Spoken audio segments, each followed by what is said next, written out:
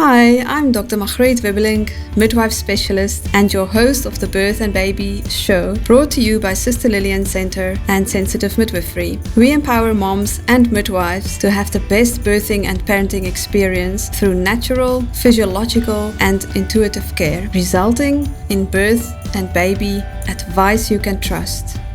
This episode is brought to you by Pegasus Homeopathics. Pegasus is a trusted household name that provides safe and effective remedies for everyday ailments and little pregnancy niggles. The good news is that it's 100% safe during pregnancy and for babies. Visit www.pegasuskids.co.za for more information. Hi everyone, welcome back to another episode. I'm very excited about today's guest. Her name is Marilee Snyders, and I gotten to know her recently, and she is just an inspirational woman. She's a mother of 4, beautiful wife, and has had 4 beautiful natural births, and is really passionate about empowering other moms to be about birth and their birthrights. So the topic of today's show is claiming your birthrights. Words of wisdom from a mother of 4. I'm sure you're going to gain a lot out of this episode. Hi Marilee, so nice to see you online. How are you doing? I'm doing very fine. Thank you so much. And thanks for inviting me. I really feel privileged today. Oh, awesome. No, it's a privilege for me too that you are making your precious time available, because I know that you are quite a full-on wife and mother. So thank you for making precious time available. And I know you've got some real valuable wisdom to share with the world of mothers and parents out there. So let's get started. Tell us a little bit more about yourself. Thank you so much. Margreet, I'm a mother of 4, as you said, living in Cape Town, beautiful Cape Town. I can actually see the mountain from here. And I just really feel privileged, to have 4 beautiful kids. And I'd love to share my story with you today. Thank you. Awesome. So you have 4 kids that all were your own born kids. So let's just go a little bit back on your birth stories, because everyone wants to hear birth stories, and we'll take the story from there. Thank you.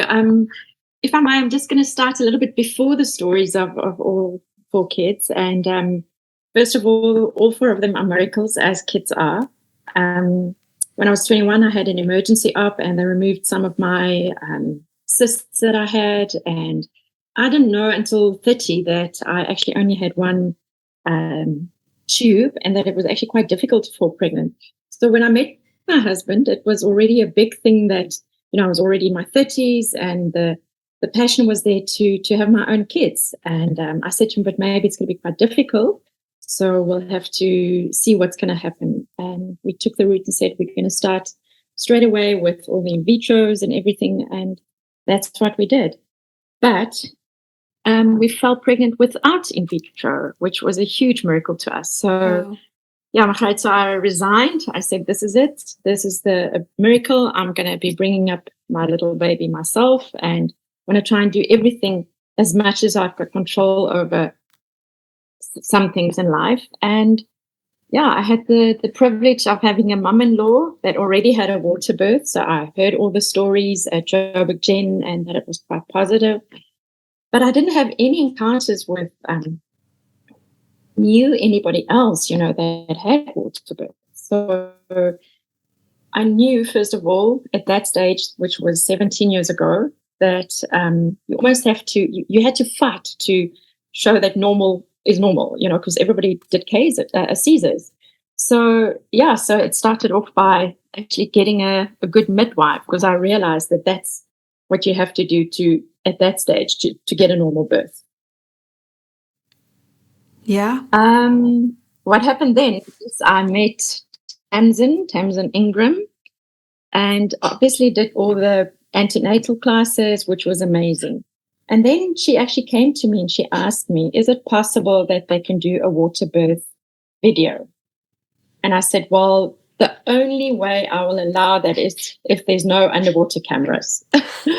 So that's what happened. I said, but, and this is out there for all the moms, the pregnancy, or everybody that's pregnant, is my advice would be is to have a good birth plan. Mm. Because if you've got a birth plan, then it even ends up, if it's a Caesar, then it is a Caesar. But you can't be fixated on having a natural water birth. You'd have to take into account that so many things can happen, emergencies, there's so many things that can happen. So Wow. with Gerard, I said to Tamsin, okay, it's my first baby. I don't know if it's going to end up in a water birth. And she said, but that's exactly the story. Maybe even if it ends up in Caesar, that's the story, that anything can happen. And I said, okay, let's do it. Needless to say, it was a 17-hour video recording. So they had a lot of footage they could use to do the antenatal class. And we packed a huge cooler box, and it was like going onto a marathon. And my husband had this huge cooler box with nuts and Energides and everything, even though I wasn't allowed to have it, but he had it, he needed it. And it was just amazing to have had him with me all the time. And there was nothing emergency. When I phoned the midwife and I said, these are my contractions and everything, she said, you know what, finish your lunch or your supper, watch 7 Line, whatever you're watching, I'll come through and I'll check if you're okay, and then we'll go to the hospital. So there were no crossing red lights and not stopping at a stop street, which was amazing. It was really this calm, in control circumstances. And I think that's what I would like to say to moms, is to be informed, to be educated, to be in control of your own body, but with the support that you would need, which to me, the midwives were absolutely incredible. Yeah. They even worked in states, obviously, because with so many hours, you couldn't only have one midwife. Yes. Somebody had to at least go and have supper with their husband, whatever. But it was amazing and my husband, he was empowered to know that he knew exactly where to rub, exactly what to do, because they told him. So it was amazing. He was amazing in my eyes, but it was because, he had that support. He had the midwife behind him. Yeah. It's amazing because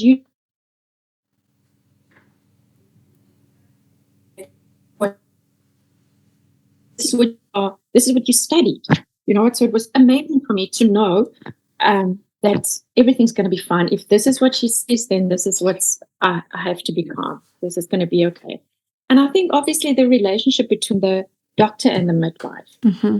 My gynae at that stage was Dr. Boris Jivkov, and he said, you know what, at the last checkup, he's like, okay, so I'll see you when the baby's there.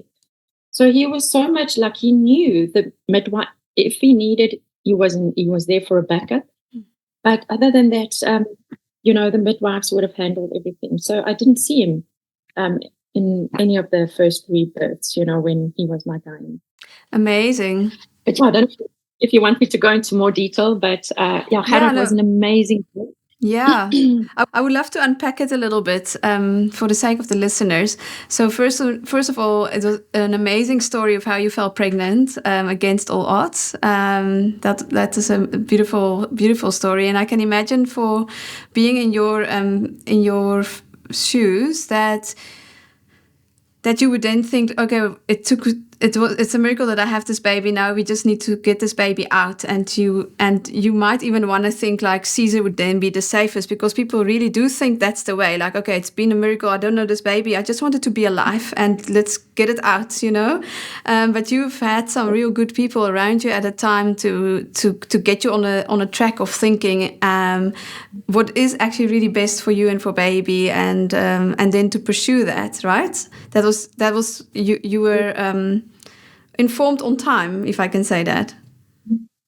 Absolutely, and that's what I'm so thankful for the midwives around me. Even the water birth, it wouldn't have been something that I would have chosen maybe if I wasn't introduced to it at that stage. But then when somebody actually tell you, but listen, this is the reason for the pain, and I mean, even up to today, if you've got pain, what do? A warm, nice bath is almost the natural way of controlling your pain, and that's exactly what it is. And the bonus of all of it is that it's the same temperature as your amniotic fluid, so there are no shock for the baby coming out, no, with respect, cold theater or it was just the most beautiful thing to have been able to give birth in the water and lift that little body, and not to, cut the umbilical cord straight away, because it's, everything's fine, and it's skin on skin with that little baby in the water. I have to say that it was winter time in Joburg. It was so cold, but with this hot water, I was sweating, and it was like, it's you obviously realize how comfortable this little one must have been in that water, or not wanting to come out even in this cold world. But it's just everything beautiful about, and I suppose going through the whole process. I mean, we've spoken about it before, but I think it's like comparing a drive-through versus a 5-course meal. It's obviously it's painful, obviously it's uncomfortable, and but it's that whole process of your body is made to do this. You've got the endorphins, you've got the hormones, you've got everything you need. You've got there. You are made to do this. And to me, I went into it like running a marathon. I knew I wanted to do it. Maybe it will take longer, maybe shorter, maybe there's you fall, something happens, but you know that it's a journey. And I think if your mindset is like that, it also helps you to prepare, first of all, and then psychological, because you've been informed, you've got the education, everything. I mean, I had to argue with some nurses, even at hospital, to say, no, I don't want a wheelchair. I'm not sick. I don't want the lift. I can do the steps. I need to be walking. So it's almost sometimes if you have to fight the system, as well, but you have to be prepared and to know and empowered to know that you are allowed to do this, because that's the one time that you are in control of your body. Yeah. And it's the most beautiful marathon, and it feels sometimes as if women are actually stealing it from them, not to be able to go through the marathon. And a marathon, the best part of a marathon is finishing the finishing line, and that's the best prize, is with that little baby, and to hold that little baby, and to know that you as a team with your husband then as well did that. And that beautiful moment of having my husband there all 4 times, I was privileged. And just to say that know that it's not the privilege, a huge to have gone through it. It might have turned different with each child, but that would have been the story. Mine is not perfect. It's different, but that's my story. And I would really encourage women to just try, especially the one that's just saying, just try. You can do it. Yes, exactly. Give it a try, give it a go, and be informed. Because I think that is where we want to go with the story, is just to claiming your birthright. And it is every woman's right to have a beautiful birth, and to have natural birth, and have the exposure to it, and then, give her a good chance. So I know you've got lots of wisdom to share. You already shared it a lot by just sharing your story. Just fast forward after 4 births and finding yourself now connecting with lots of young women in childbearing age. What is it that you would love them to take from your experience? I think the most important part is to be informed, to be educated. When I did my antenatal birth classes, it was very interesting. There weren't any water birth videos, so go and watch the water birth videos that there is now. Go and watch the VBACs, go and watch the Caesars, because I think the more you see, and obviously, they are at that stage there weren't any, and that's why I allowed them to actually record mine. But if you've got education, then you can stand up and you can say, listen, maybe let me just try this. I think as a family, even today, it's important for me having 3 girls, is to say, girls, you can do it, and it there's such you can't tell anybody how much the award that you've got to do it is much more than anything in life. I do have a problem that I didn't get any points on Vitality or anything for for the natural birth. I think it's a lot of hard work. So I would still have to discuss They that didn't give because you vitality points for birth. We must actually I take that up to Discovery. I love that. think it's important to know that, educate our next generation to say, you know what, my granny had natural births with midwives. She had 4 beautiful births. With a lot of respect, my mom had 4 natural births, and she had to lay on her back. And somebody's saying, you're not allowed to push because the doctor's not there yet. And it's like she had 4 very hard births, with nobody supporting her. And I think it's quite important to know that that's exactly what midwives are there for. They are trained to do that. They've got the compassion. That's why they studied it. There are so much. That's like, my midwives were like my angels. They were my support team. And I think, it's, if I can just uplift to say that I think we need to, that relationship obviously between midwives, doctors, and new mommies, to get a good midwife, start a relationship, because the relationship doesn't stop when the baby's born. The breastfeeding, that's just the beginning. Birth is just the beginning. You're so right. That starting point. And then the next level is, I'm struggling to breastfeed. What do I do now? Cabbages, what's next? That's where the midwives are crucial. Your husband can do whatever he wants. He doesn't know, He can also just Google and read up. I had the most beautiful visits from my midwives, just having a cup of tea. And I mean, they came to our house. So I didn't even have to go to the hospitals, So not sure how it works today, but it was amazing. I mean, you become really like good friends as well. And for that time, it's so precious, knowing that, if there's any questions, you can ask them. Yeah. So that was to me that first few weeks, even after that, few days, then it's the baby blues, and then you just want to cry, and then it's okay, They tell you, but listen, it's time to cry. Are you feeling a little bit sad now? Is it now? So it's important to have that. It's not just me being,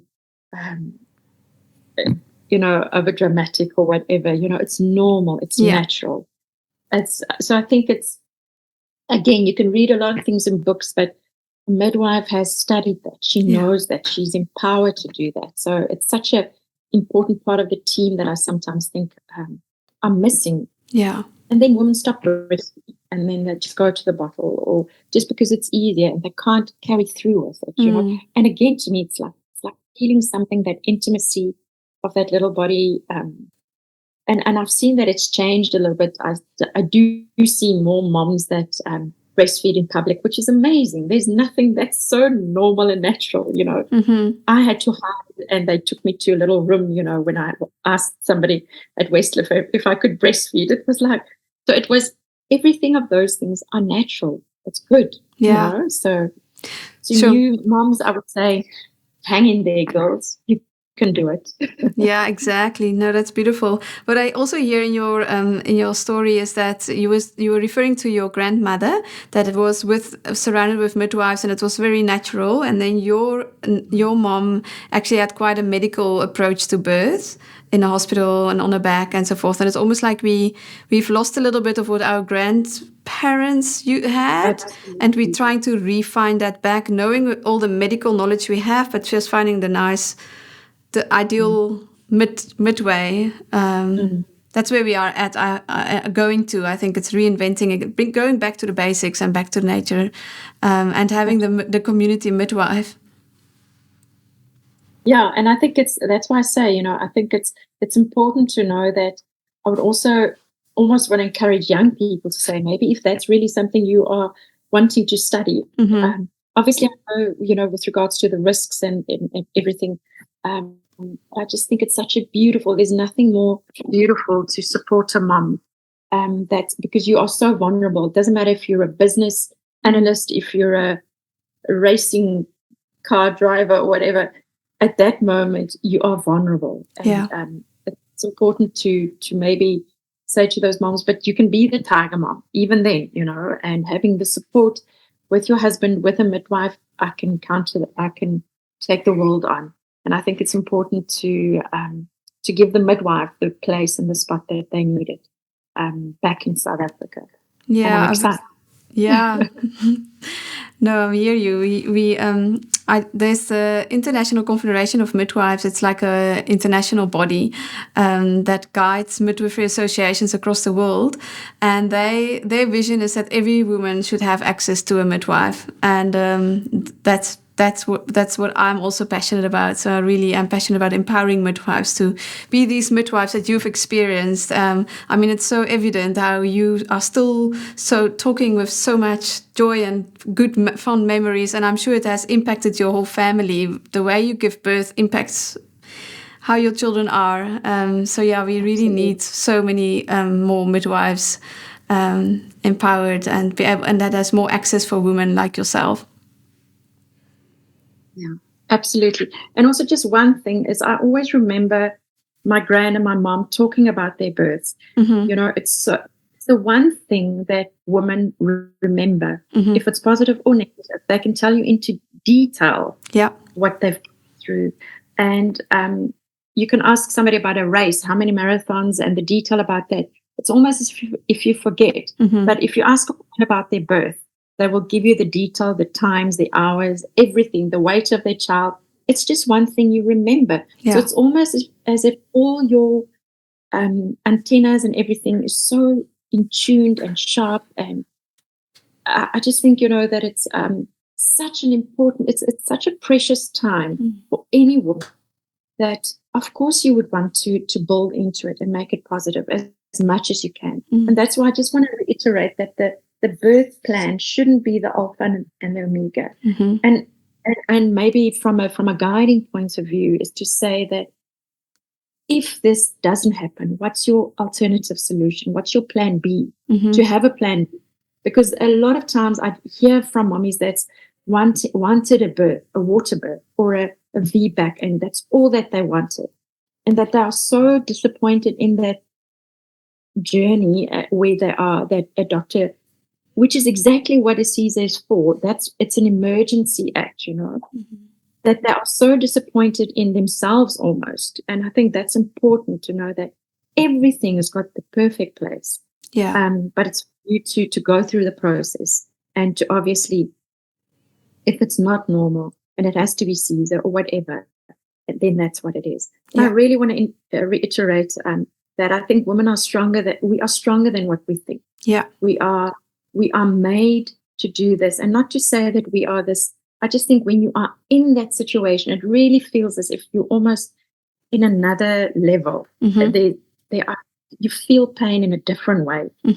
It's almost, it's such a spiritual time. Your creator, to know that he's part of it, your husband's part of it. It's just the most beautiful thing to encounter with your husband as well.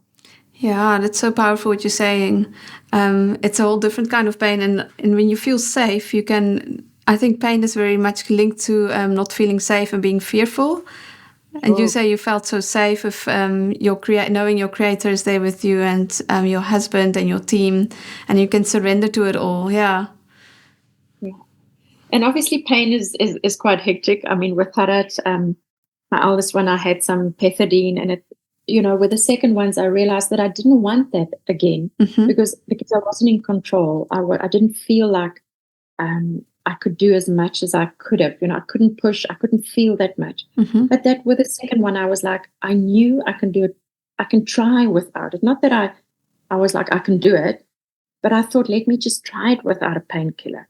And then it was, even though it was still quite a few hours, I could get through it, So I think it's important to not to push your body into limits that you can't do, but it's try and do it without the painkillers or without the pethidines or without the epidural. I mean, it was quite interesting with Emma, my fourth one. We had a drought in Cape Town, so luckily I just had her before the drought. Otherwise, water birth wouldn't have been possible. Yes, but really, again, that would have changed my birth plan, to not have a water birth. But I really just think it's empowering women to say, you can do it, try it, and obviously for just knowing that we are very, very privileged to have it at a hospital were the first ones. I was at the active birth units. They were all fully booked, so I had to go to the normal Garden City. So yeah, I just think it's important for women and husbands to be part of it. The husband should definitely. I know some husbands can't handle blood and start fainting even before they're women. So it's like, just keep your husband up and know that you're part of this, because he had a big deal in getting you there. So, yeah. Oh, wonderful. So you moved to Cape Town because your last one was born in Cape Town, your first one in Joburg. So somewhere along the lines, you moved to Cape Town. That's right. Yeah, so I know currently in Cape Town it is quite hard to get a midwife birth in a private setting, so because of the backup issues. And we as midwives and as doulas and stuff, we try to fight as much as we can to make this option available again. But it would be so good. It's so good to also hear from women like yourself, to be from the consumers, as you may say, to just have a strong plea for midwives and for midwife-led births and those options. It's actually ridiculous that it's so difficult in Cape Town, which should be one of the most progressive cities in the world, and it feels like they're so backward when it comes to birth at the moment. It's like, what are we doing wrong there? But I'd love for that to be changed, for us to change it. And I think the more you can change it is exactly by changing the consumers. Yeah, to demand it, I think. And for them to be able to demand it, to say, but listen, hold on, this is what I want. At least to have a try at it, And of course, there's home births and all those things. But I was very much... not that I was scared, but I still wanted to, if anything goes wrong, I would love to have that medical support. And, if there was a little one that had to go to neonatal, whatever it is. So I wasn't trying to be a hippie and do a home birth. Not that a home birth, but I'm just saying, it's obviously there's a responsibility towards your child as well. So, but it shouldn't be that hard. It shouldn't be so hard to fight for normal being normal. Exactly. And it's really, it is a fight or a struggle. Yeah. So keep being that advocate out there. I'll be that advocate. Yeah. But like I say, it is quite hard. But I just want to encourage young women or women that's pregnant. It's the most beautiful, beautiful feeling to have that little baby in your arms and know that skin on skin, there's no rush, there weren't any, there's nothing. Time stands still. It's like as if everything in the universe stands still in that time to hold that little baby. And you've been working together, them growing in you, and it's such a beautiful, beautiful feeling to know that you as a mom did it. You actually did it. And you did it together. I mean, obviously, going through that birthing canal, it can't be easy. Yeah. But it's good teamwork. And I'd really want to encourage husbands to say, your wife needs you, even if she needs to pinch you or whatever.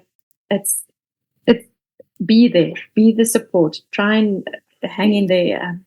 It's the most amazing feeling to have your husband next to you, and that emotion to be able to share it with your husband. Yeah. There's nothing that gets to that.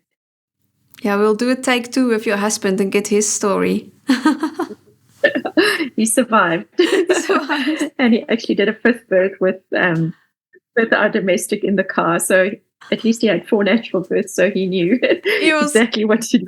He knew what to do. Oh, that's fantastic. I always laugh at my brother-in-law because he's also a father of 4. And he just always jokes with me as being the midwife. He's like, yeah, remember them. Just tell them to breathe. It's all going to be fine, That's so true. It's still something that I tell my kids to say, just breathe. Just breathe. Even exams or just breathe. It's actually a technique that helps for anything. It does, exactly. Even for the teenagers. Yeah, no, just absolutely. Take a deep breath. Take a deep breath. 3 in and 3 out. Yeah. Deep breath. In through your nose. Yeah, no, it's wonderful. Yeah. Oh no, Marilee, so good to talk to you. And yeah, birth is just so amazing. It's one of the biggest gifts and miracles of life. And we need to nurture it and keep it this beautiful experience as much as we can, and not allow fear to come in and take over. And medicalization it has a place, as you said, but most of the time we can just hang in there, wait, and allow nature to do its thing. Yeah. I think I agree with you. I think it's easy to bring fear into a mom's heart, to say, change their view or their options. And that's why I think it's very much a information and revelation as well. We can, but it's important for you to go through all your antenatal classes, go and listen to the midwives, go through and get yourself educated. Yeah. As long as you're educated and you know what you're standing on, you know what your rights are. Yes. And I think it's quite nice. Yes. Yeah. So be empowered. Absolutely. Wow. Can we put your contact details in there if there's any mom in Cape Town that wants to reach out to you? No problem. You're more than welcome. I would love to speak to them. We'll do that. Just in the show notes, we'll put your contact details, so your email, I would say. If there's any mommies of wanting to be moms that just need that pep talk or that sisterhood, because we need that so badly. Yes. Yeah, I would love to do that. Awesome. You can put my number out. Okay. Thank you. Yeah, wonderful. Oh, Marilee, if there's anything else that you would say in closing, but I think you've sort of touched on everything we wanted to talk about. Yeah, thanks. I really just feel this is already 17-year journey, and I would really, for me, South Africa it's always a challenge to, and it's always something that's been on my heart. And I really feel if there's anybody that would like to talk to me, you are more than welcome, even if it's just to encourage or give some information out. I think it's important to know that it's a journey, but if us as a country, we can do it. I think our South Africans are amazing, but I think our system is sometimes against us, and it's quite hard to fight a system. It's like a giant. You're actually fighting against a giant. But for me to have been able to, with all these kids, to be able to literally. With Gerard, I went home the same evening. I was able to go home the same evening. So there was, even with the other ones, to have a little one and you can get up. You didn't need this huge surgery. It makes it just so much more easier to carry on with life, So, I would really encourage women to try natural births. Awesome. Well, that's what we all for here at Sister Lillian Center, empowering women to be the best they can be. So thank you so much for your contribution. Could not have said it all better. Thank you so much, Margriet. Yeah. Appreciate you. All the best with your beautiful family and all the things you're involved in. Thank you so much, Margriet. And for you with all your challenges. Thank you. Good luck. Thank you so much. Thank you. We'll talk soon. Thank you. Bye. Bye. Thank you so much for joining us today. If you enjoyed this video, please share this with a friend who will benefit from this. And remember to subscribe and hit the bell icon so that you can be notified whenever we release new videos like this on our channel. We'd love to stay in touch and keep you updated with all our latest content and resources to equip and empower you. So if you're a midwife or any type of birth and baby worker, go to sensitivemidwifery.co.za/free gift. If you're a mom, visit sisterlillian.co.za/free gift for more training and resources. That way we can keep you up to date when we release new episodes like this, plus a few other bonuses. You can also find the links I just mentioned in the show notes. Remember, you're making a big difference because you are shaping the future of humankind. Thanks for watching, and I look forward to journeying with you.